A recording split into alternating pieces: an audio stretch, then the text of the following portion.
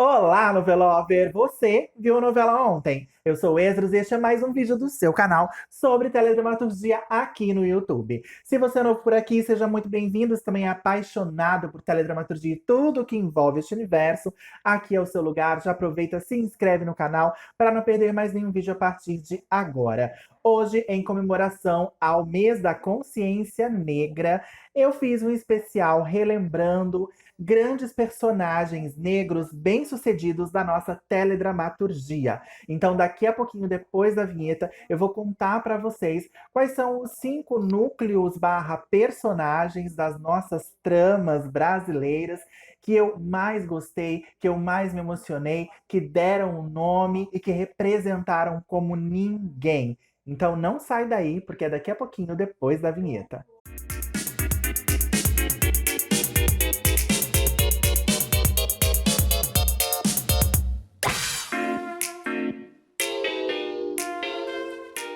Infelizmente, na nossa teledramaturgia, a comunidade negra ainda é muito mal representada. O que a gente vê é a maioria desses profissionais, desses artistas muito talentosos, fazendo papéis de subalternos, né? Empregados, bandidos. Nunca um papel de destaque ou um papel que qualquer ator de qualquer cor, de qualquer ascendência poderia fazer. Quer dizer, nunca é um pouco de exagero, porque eu consegui separar aqui alguns personagens que marcaram a minha história como telespectador, né? Dentro dessas novelas que a gente tanto ama. Alguns autores um pouquinho mais conscientes conseguiram dar dignidade a esses profissionais maravilhosos, profissionais pretos que estão aí fazendo a história da arte também, da televisão, da teledramaturgia há tantos anos. Então eu posso considerar que há muito pouco tempo, diria 25, 26 anos atrás, é que eu vi a primeira representação que me deixou muito feliz de uma família negra de classe média, bem-sucedida, que não era pobre, que não era resiliente, que não era coitado da história, o bandido, o subalterno. E essa família foi a família Noronha, na novela A Próxima Vítima, escrita por Silvio de Abreu e exibida pela Globo em 1995. Além da novela, para mim, ser uma das melhores do horário nobre, uma das minhas preferidas da teledramaturgia. Ali tinha também, eu acho que toda a história foi muito redonda, era um suspense policial muito interessante. E eu acho que essa família, classe média, bem-sucedida, formada por negros, era a cereja do bolo, digamos assim, né? Numa trama tão bem escrita, tão bem costurada, a gente tinha esses personagens que poderiam ser vividos por qualquer tipo de pessoa, né? De qualquer origem, de qualquer etnia, mas conscientemente o Silvio de Abreu, que ultimamente foi até acusado de racismo, né? Numa história bem indigesta, ele teve esse insight de colocar essa família, que era composta pelo Kleber Noronha como patriarca, ali, vivido pelo Antônio Pitanga. A esposa dele era a Fátima, feita pela Zezé Mota, e tinham 3 filhos. Era uma família bem tradicional, e os filhos eram o Sidney, feito pelo Norton Nascimento, mais velho, um pouco machista, preconceituoso. Aí tinha o Jefferson, que era o filho do meio, vivido pelo Luiz Mendes, com uma história pessoal muito interessante também, que deu o que falar na trama. E a caçula Patrícia, vivida pela Camila Pitanga, que era um bibelozinho, lindíssima. Ela tinha só o quê? Acho que não sei se 15 ou se 18 anos. Ela era bem jovem e sonhava em ser uma modelo. Então a família, por ser tradicional, tinha todo um preconceito com a profissão, né? É, via com uns maus olhos e tal, e ela acabava se apaixonando pelo fotógrafo dela, que era o Cláudio, vivido pelo Roberto Bataglin, um homem branco. Isso também gerava ali meio que um conflito na família. E aí tinha a história do Jefferson, né, que além de ser negro, né, para além de ser negro, já vítima de muito preconceito, apenas pela cor da sua pele, também era um homossexual. Então ali o Silvio de Abreu, ele colocou um romance antirracial gay na trama, e isso foi assim, era nitroglicerina pura, porque além do preconceito que a trama podia enfrentar por causa do racismo dos telespectadores, em achar estranho, né? Diferente, uma família bem-sucedida, negra, ainda tinha o preconceito com o personagem mesmo na trama, preconceito da família, preconceito de outros personagens. E aí também, fora da novela, os telespectadores poderiam pensar, poxa, além de ser negro, é gay. Estão mostrando que as pessoas pretas, elas é como qualquer pessoa, né? Branca, amarela, parda, passa pelos mesmos conflitos, só que aí pode ter um acúmulo de preconceito dentro da vida daquela pessoa. Se for negro, se for gay, se for gordo, se for nordestino, tudo ao mesmo tempo, imagina a loucura, o tormento que não é a vida de uma pessoa assim. Então foi muito bem elaborado, e aí dentro dessa família tinha o filho mais velho, como eu falei, que era preconceituoso pra caramba, tratou o irmão de uma forma muito violenta quando ficou sabendo, né? E tinha também a Rosângela, feita pela Isabel Filardes, que inicia a trama como namorada, noiva do Sidney, mas o Sidney se mostra uma pessoa péssima, um macho bem embuste, trai a namorada Rosângela, né? Tem um casinho ali com outra personagem. E aí eles terminam a história, a Rosângela fica muito mal. E o Jefferson tem um carinho pela Rosângela, começa a consolar a cunhada se apaixona por ele. E meio que para disfarçar a sua homossexualidade, que é algo que ele quer esconder da família de todas as formas, porque ele acredita que a família não vai entender, não vai aceitar, ele acaba tendo um namoro de fachada, começando um namoro de fachada com a Rosângela, mas sem a Rosângela saber que era de fachada, né? Era de fachada só pra ele. Ele tava tentando uma vida heterossexual, um relacionamento heterossexual, o que acabou também atrapalhando bastante a sua relação de amor e sintonia verdadeira com o Sandro, né? O Sandrinho feito pelo André Gonçalves, que era o seu parceiro na trama. Então, tudo muito bem elaborado, uma família super bem escrita. E o Kleber Noronha, que era o patriarca ali da família, ele era muito importante, porque ele foi uma das vítimas, né, do título. Ele foi uma das próximas vítimas da história, que a gente ficava sempre esperando para saber quem seria a próxima vítima. A grande questão era quem era o assassino, mas quem seria a próxima vítima permeou toda a história. Cada mês tinha uma morte diferente, a gente ficava muito instigado com aquilo. E o Kleber, que era um contador, né, muito bem sucedido, ele acaba morrendo também por estar ali naquela festa onde aconteceu várias coisas no passado e ter testemunhado um crime, e a morte dele era uma queima de arquivo. Ele acaba morrendo, sendo jogado no fosso do elevador, uma morte assim bem tenebrosa, eu diria, angustiante. Quem é que não tem medo, né, gente, de entrar no elevador e cair no fosso do elevador? E a morte dele foi bem assim, mexendo bastante com os nossos temores com relação a uma fatalidade no dia a dia, porque ele morreu sem nem sentir, né? Ele entrou no elevador e se foi. Bom, essa é a primeira família que eu acho que foi super bem sucedida na teledramaturgia, e é emocionante relembrar. Eu amo essa representação, adoro essa família, os atores super gabaritados do primeiro time, a Camila Pitanga, que era filha do Antônio Pitanga na vida real, pai e filha contracenando junto, é sempre muito bom assistir. Enfim, essa é a primeira representação bem sucedida de personagens negros que eu trago para essa lista. A segunda fica por conta da novela A Favorita, exibida em 2008, escrita pelo João Manuel Carneiro, onde ele exibiu ali uma família super disfuncional, mostrando que a família, para ser bem sucedida, ela não precisa ser perfeita. Aqui a gente fala do bem sucedido na questão financeira, né? Eu volto a falar. Mais uma vez, o negro não é representado como resiliente, como coitado. Era uma família de negros, uma família disfuncional, onde o pai era um político corrupto pra caramba, um deputado desonesto. E isso mexia demais com a vida dos filhos, né? Que não queria ser como o pai, né? Encontrar no pai uma figura de exemplo. Mas eles eram sustentados, eles não trabalhavam, eram super dependentes. Então tinha meio que uma hipocrisia dos filhos de condenarem a desonestidade do pai, mas viverem na aba dele, né? Não fazerem nada para sair daquela bolha, daquele círculo vicioso. Então tinha a rebelde Alicia, feita pela Thaís Araújo, que fazia das suas, né, para tentar afrontar o pai, mostrar para ela como o pai era uma figura nociva, né, para ela e para o irmão, mas ao mesmo tempo ela também gostava daquela vida de patricinha, de brincar com os outros, com os sentimentos dos outros, uma composição muito legal da Thaís Araújo, mas talvez uma personagem que caberia em outra atriz um pouco mais jovem, né, essa coisa da rebelde, querendo afrontar o pai. Talvez ela não tivesse dentro da idade, mas como uma das atrizes queridinhas do João Manuel, ele escalou e a caracterização dela era maravilhosa, uma coisa dark, assim, mas uma maquiagem bem pesada, carregada, um cabelo com franja. Eu gostava muito da Alicia, apesar de não ter sido assim uma personagem de tanto destaque na carreira da Thaís Araújo. E tinha o irmão também, o caçula, que era o Didu, né, o Diduzinho, feito brilhantemente pelo grande Fabrício Boliveira.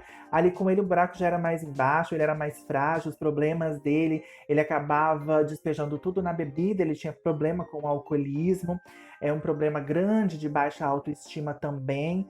Mas era uma família que vivia num casarão maravilhoso, uma mansão cheia de empregados. Então, essa coisa que cerca, sabe? Essa atmosfera de a gente ver pessoas ali que. Vocês já entenderam o que eu quero falar, né, gente? Né, as pessoas negras que não estão dentro daquele papel de coitadas, né? Elas estão representando todas as camadas de uma sociedade. Então, essa família rosa de A Favorita, eu adorava assistir também, gostava que era disfuncional, que o personagem do Milton Gonçalves era meio que um vilãozão, assim. E era muito legal. Eu gosto bastante também dessa representação em A Favorita.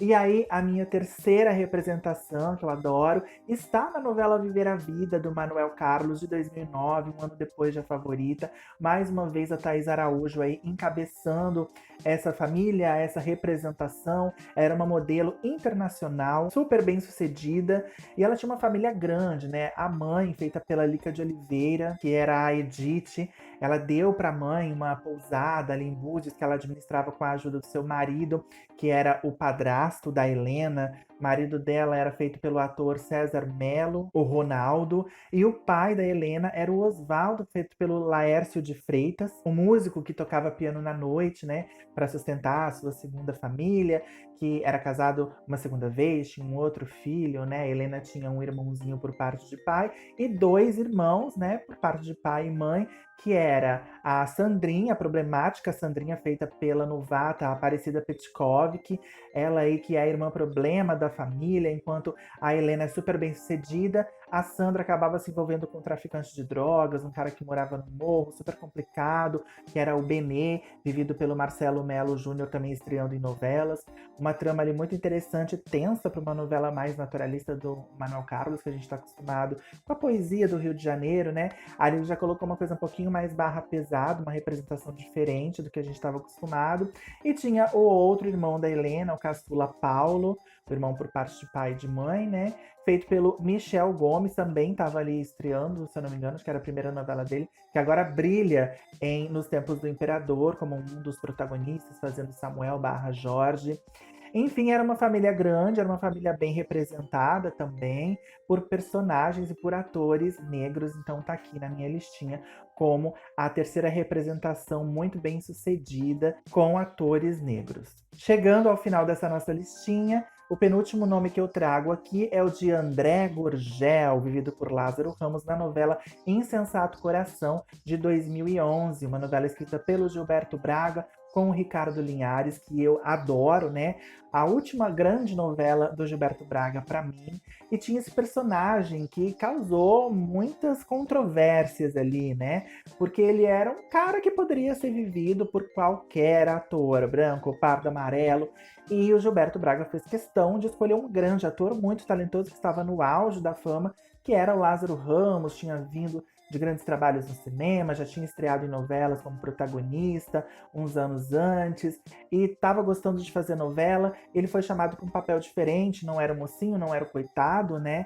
Ele era o André Gurgel, um badalado designer do Rio de Janeiro, que era o maior galinha, né? Um conquistador barato mesmo, levava tudo quanto era mulher pra cama, não tinha escrúpulos, ele era o verdadeiro solteiro no Rio de Janeiro e não tava nem aí. Era isso que ele fazia da vida dele. Era bem sucedido profissionalmente, tinha grana e gostava de mulheres, e gostava de ser uma pessoa promíscua, né? E tudo bem pra ele, até que ele encontra uma paixão da adolescência, uma garota que era apaixonada por ele desde os tempos da escola, que era a Carol, feita pela Camila Pitanga. Acho que pela primeira vez eles se encontravam em cena, é um casal que dá muito certo.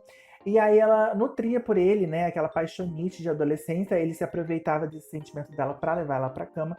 Depois ele entendia que o negócio ali com ela era mais embaixo, ela era séria, ela não queria só uma noite de amor. E aí rolava todo aquele conflito, porque ela queria um relacionamento, ele não queria um relacionamento, mas ele acabava se vendo apaixonado por ela, diferente das outras mulheres com quem ele nunca tinha tido um sentimento mais profundo. Aí quando ele tá prestes a perder ela para um homem mais maduro, mais sensato, aí ele tenta correr atrás, né, que é o personagem do Antônio Fagundes, que vira ali o seu grande rival.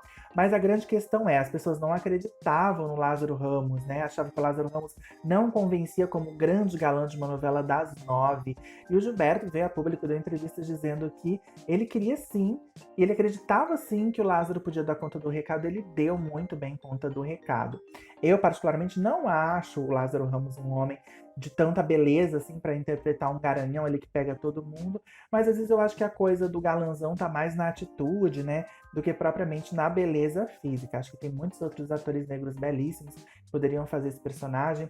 O próprio Davi Júnior é um homem lindo, mas na época também acho que nem tinha estreado ainda na televisão. Mas enfim, fica aí a importância desse personagem. O André Gurgel não é um personagem que eu gosto, não é um personagem que eu simpatizo em nenhum momento, não gosto mesmo, independente dele ser feio, bonito, galã ou não. Eu não sei se foi a forma como Lázaro conduziu o personagem, ou os tons que ele deu pro personagem, talvez cafajeste demais, ou se o problema era no texto. Eu não curto o personagem André, mas não tem nada a ver com o fato de eu não achar que é uma representação super válida, super importante de um personagem negro bem sucedido. E ponto final. E a questão é, não importa a cor, personagens, ou melhor, artistas negros precisam ganhar personagens que poderiam ser de qualquer ator, de qualquer cor. Às vezes é necessário sim, né? Infelizmente, se a gente for retratar, se a TV for retratar alguma história de escravidão, vai ter que ter personagens negros, não adianta. E também existem bandidos negros, mas eles não precisam só fazer isso, né? Essa é a questão. Então, eu achei super válido aqui e o André Gurgel jamais faltaria nessa lista, porque eu acho um personagem que para mim chamou muito a minha atenção em ser um homem negro interpretando um papel que qualquer homem de qualquer cor poderia fazer. E agora eu vou falar da minha última personagem com uma representatividade incrível dessa lista. Não é só uma personagem, mas são duas personagens. Mais uma vez, o Lázaro Ramos vai figurar aqui, porque agora eu vou falar de Brian e Dorothy Benson na novela Geração Brasil, de 2014, escrita por Felipe Miguez e Isabel de Oliveira. Uma trama que, infelizmente, se perdeu ali no caminho, não fez tanto sucesso, quer dizer, não fez nenhum terço, não fez nenhum sucesso, né, gente? Porque se esperava, pelo menos, algo no nível ali de Cheias de Charme, que foi um sucesso assim avassalador, mas claro que Geração Brasil teve inúmeros problemas aí pelo caminho, foi exibida num ano de Copa, durante a Copa ela tinha drops de 5 minutos, era uma história bem diferentona, assim, a Isabel e o Felipe quiseram ousar ali, e não cativou, mas eu não acho uma trama ruim, eu acho que tem personagens bem interessantes, bem carismáticos e cativantes sim. O elenco é primoroso e contava com Lázaro Ramos interpretando um guru, né, americano chamado Brian Benson, que era o guru do protagonista Jonas Marra, vivido pelo Murilo Benício, um milionário das tecnologias que atingiu muito assim a sua riqueza pelos conselhos, né, e pelas guias ali do Brian Benson. Então era o guru dele, o braço direito estava sempre com ele para tudo, consultando para tudo. E ele era um personagem assim, muito engraçado, né? Porque ele foi escrito para ser um homem completamente dependente da mãe, talvez até virgem, porque ele tinha aquela coisa de fazer sexo por telepatia. Então, ele nunca tinha tido uma mulher de verdade, né? Uma relação carnal de verdade. Então, tinha essas questões pessoais do personagem, que para mídia era um grande homem, mas pessoalmente ele tinha muitas questões, né? E era muito apegado à mãe. E a mãe era a Dorothy Benson, vivida pelo Luiz Miranda. Como assim? É porque a Dorothy era uma mulher trans. Na verdade, ele foi concebido, né? Biologicamente, a Dorothy, enquanto era um homem, a imagem de um homem, estava no corpo de um homem, ele se casou com a mulher dele e os dois tiveram o Brian. E aí descobriu-se que a Dorothy era uma mulher trans E a mãe do Benson, do Brian Benson, era um homem trans. Então, no decorrer da vida, eles acabaram se transformando em quem eles realmente eram, os pais do Brian, né? Só que aí o pai dele, um homem trans, morre e a mãe, uma mulher trans, cuida dele, que é a Dorothy, feita pelo Luiz Miranda, que foi assim um dos trabalhos mais incríveis que eu já vi do Luiz Miranda, um ator que fez pouquíssimas novelas. Me corrijam aí, mas eu acho que talvez ela tenha sido a primeira e a única novela do Luiz Miranda, será? Não me lembro agora, gente. Mas aquela Dorothy dele era tão maravilhosa, porque ela era uma mulher chique, sabe, sofisticada, era muito amiga, assim, acho que era madrinha da personagem da Cláudia Abreu, a Pamela Parker Marra, que tava assim divina também a Cláudia Abreu nessa novela. Então a dobradinha ele era ótima entre as duas. E a Dorothy tinha uma finesse, uma elegância, uma sofisticação americana, né? Porque ela era americana. E ao mesmo tempo, ela tinha aquele humor que é muito peculiar do próprio Luiz Miranda, mas que devia vir naquele texto super maravilhoso dos autores. E com aquele talento, você via aquela figura incrível, fascinante. A Dorothy era uma figura muito fascinante. Aí você descobre que, na verdade, ela é brasileira, ela se radicou americana, mas ela é brasileira. E quando ela vai ao Brasil, quando ela chega no Brasil, a gente descobre que ela adora uma caipirinha, que ela sabe jogar capoeira. Gente, é sensacional. E o Luiz Miranda trouxe aquela coisa de uma personagem muito famosa dele no teatro, que é a Sheila, uma francesa que vive meio que embriagada com uma taça de champanhe na mão. E ela traz isso para a personagem. Foi assim, delicioso, uma grande representatividade, ali muito maior do que só a representatividade negra, porque trazia representatividade negra, representatividade trans, embora fosse um homem cis interpretando uma personagem trans, eu acho que ainda é muito válido, porque naquela época, há 7 anos atrás, né, 2014, nós ainda não tínhamos essa coisa de entender como é importante que personagens trans façam personagens trans, personagens gays façam personagens gays, e assim por diante. Hoje a gente já tem mais essa consciência e eu acho que daqui por diante só tende a melhorar. Mas pro momento eu acho que foi muito válido. Então gosto demais desses personagens, da ousadia dos autores. Por ser também uma novela das 7, tinha uma leveza, eu amei muito. Acho uma grande representatividade. Amo todos esses personagens que eu citei aqui nessa listinha de 5. E espero também que vocês tenham gostado, porque esse é mais um especial, né? Pela consciência negra, pelo mês da consciência negra. É um vídeo que às vezes eu paro pra pensar, será que eu posto? Porque infelizmente o histórico que eu tenho de vídeos assim aqui no canal não são dos melhores, são os menos vistos. O do ano passado me chateou bastante, me entristeceu de verdade, porque não teve nem 100 visualizações quando eu falei de protagonismo negro na teledramaturgia no ano passado. Desde que eu iniciei o canal, eu sempre busco trazer esse tema nesse dia específico que é 20 de novembro, né, o Dia da Consciência Negra. Então assim, assistam, gente, por favor. Mostrem que o racismo ele tem que acabar mesmo, prestigiando esse vídeo, enviando para quem gosta do tema. Enfim, eu espero que vocês tenham gostado. Eu não vou me estender muito no assunto, porque já me emociona, já me revolta, eu começo a querer chorar aqui e me alterar. E não é esse o caso. Aqui a intenção é realmente resgatar esses personagens, mostrar o quanto eles são maravilhosos quando eles estão em cena. Eles precisam estar mais em cena. A representação ainda é muito pequena, é muito pouquinho, e a gente tem que aumentar isso daí, viu? Rede Globo e emissoras de TV no geral, streaming também. Enfim, se você gostou desse vídeo, deixa seu like, compartilha, comenta bastante para o canal ser espalhado para mais pessoas. Não esquece de se inscrever no canal se ainda não for inscrito e me segue nas redes sociais. Um feliz Dia da Consciência Negra para todo mundo. Um beijo, tchau.